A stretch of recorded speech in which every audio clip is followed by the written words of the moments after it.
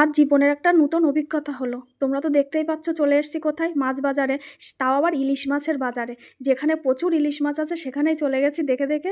আর এই জীবনের প্রথম আমি মাছ বাজারে এলাম, আর এখানে বিভিন্ন দামের ইলিশ আছে, 700, 800, 1000, 1200। ইলিশ মাছের মেলায় এসে তখন আর ছোট ইলিশ না চোখে ধরছে না, তো ওই 1000 টাকা করে যে ইলিশটা সেটাই একটা নিয়ে নিয়েছি। চলো এবার বাড়ির পথে রওনা দিই। বাড়িতেও পৌঁছে গেছি, এই যে কিছু বাজারঘাটও করে নিয়ে এসেছি। জীবনের প্রথম মাছ সবজি সব বাজার করেছি।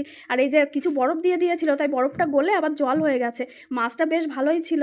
আর এই জীবনের প্রথম আমি মাছ কিনলাম। জীবনের এই প্রথম অভিজ্ঞতাটা কিন্তু আমার বেশ মন্দ লাগেনি, আর মনটাও বেশ খুশি খুশি লাগছে। নিজের হাতে মাছ এনেছি, সবজি এনেছি, সেটা আবার রান্না বান্না করে ছোট থেকে যাদের কাছে বড় হয়েছি তাদেরকেই খাওয়াবো। মাছের সঙ্গে নিয়ে এসেছি কচুরমুখী, ইলিশ মাছ দিয়ে আর কচুরমুখী দিয়ে বানাবো। মাছটা কাটতে বসে গেছি। মাছ কেনার কোনো অভিজ্ঞতা ছিল না বলে আগে মাছ দাদার কাছে গিয়ে বলেছি আমি কোনোদিনও মাছ কিনিনি, আজ প্রথমই কিনবো। তাই দাদা নিজের হাতে একটা সুন্দর বেছে দিয়ে। আর সত্যি কথা বলতে যেটা আমি পারি না সেটা অস্বীকার করতে কোনো লজ্জা নেই। মাছটা কাটার পরে বেশ মাছ দিয়ে টাটকা রক্ত বেরোচ্ছিল, দেখেই মনে হচ্ছিল যে মাছটা বেশ ভালো টাটকা আছে। যাই হোক, ভরসা করে কিন্তু ঠকতে হয়নি, বেশ ভালো হয়েছে মাছটা, আর খেতেও বেশ ভালো ছিল। আর সবসময়ই তো আমি বলি ইলিশ মাছ কাটতে আমার বেশ ভালো লাগে, তাই মাকে আর কাটতে দিলাম না, নিজেই কেটে নিলাম। মাছটা কাটা হয়ে গেছে, ধুয়ে পরিষ্কার করে নিয়েছি। এবার এই মা কচুরমুখী দিয়ে রান্নার জন্য কয়েকটা পিপুলের ডাঁটা তুলে নিল, আর পিপুলের ডাঁটা দিয়ে কচুরমুখী দিয়ে খেতে বেশ ভালো লাগে। আমি সবজিগুলো কেটে পরিষ্কার করে নিলাম, এবার ধুয়ে পরিষ্কার করে রান্নাঘরে চলে এসেছি।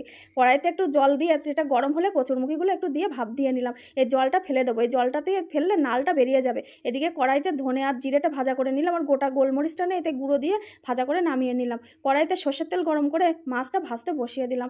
মাছ ভাজা প্রায় হয়ে গেছে, ভাজা মাছগুলো এবার তুলে নিলাম। ওই তেলের মধ্যে শুকনো লঙ্কা আর পাঁচফোড়ন ফোড়নে দিয়ে দিলাম। ফোড়নটা ভাজা হয়ে গেছে, কচুরমুখীগুলো দিয়ে একটু লবণ হলুদ দিয়ে দিলাম। লবণ হলুদ দিয়ে কচুরমুখীগুলো ভালো করে ভাজা করে নিলাম। কচুরমুখীটা ভাপ দিয়ে ফেলে দিলে আর একটু ভালো করে ভাজা করে নিলে কচুরমুখীর নাল ভাবটা অনেকটা কেটে যায়। ভাজা হয়ে গেছে, এবার কয়েকটা চেরা কাঁচা লঙ্কা দিয়ে আবার একটু নাড়াচাড়া করে পরিমাণ মতন গরম জল দিয়ে দিলাম।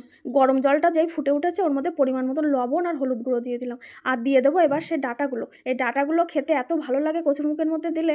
এবার ডাঁটা দিয়ে কচুরমুখী দিয়ে একদম সেদ্ধ হয়ে গেছে, এরপরে ভাজা মাছটা দিয়ে দেবো। ভাজা মাছটা দিয়ে আবারও কিছুক্ষণ ঢাকা চাপা দিয়ে তরকারিটা একটু ফুটিয়ে। আর ইলিশ মাছ দিয়ে কচুরমুখী রান্নার আরেকটা কারণ, আমার হাতের কচুরমুখীর তরকারি খেতে আমার কাকা খুব ভালোবাসে, তাই কাকাকে আর যেটুকু একটু রান্না করে খাওয়াবো, তাই কচুরমুখী আর ইলিশ মাছ দিয়ে রান্না করলাম। আর সেই ভাজা মশলাটা গুঁড়ো করে মিশিয়ে দিলাম। এবার তরকারিটা হয়ে গেছে, নামিয়ে দিলাম।